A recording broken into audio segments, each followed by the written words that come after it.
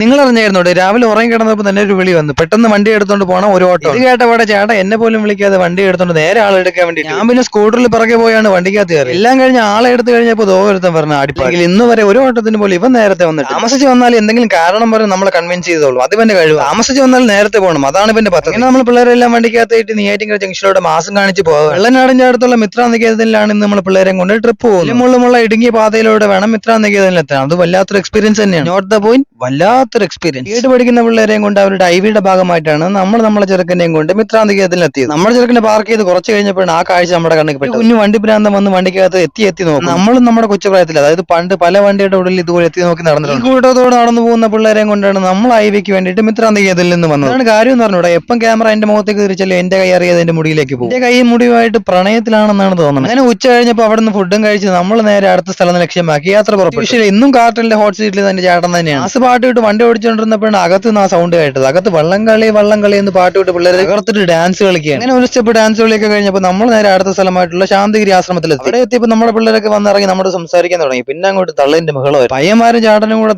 തള്ളി കേരളം മറിച്ചിടുമെന്നായിരുന്നു എന്റെ പേര്. അങ്ങനെ അവിടുത്തെ പരിപാടിയെല്ലാം കഴിഞ്ഞപ്പോൾ നമ്മൾ നമ്മുടെ ചെറുക്കനെ കൊണ്ട് തിരിച്ച് നാട്ടിലേക്ക് വരാൻ വേണ്ടിയിട്ട് പുറപ്പെട്ടു. ഇപ്പൊ അവസാനിക്കാറായപ്പോൾ നമ്മുടെ പിള്ളേർ എല്ലാവരും കൂടെ ഫുൾ ഓൺ ഫുൾ പവർ.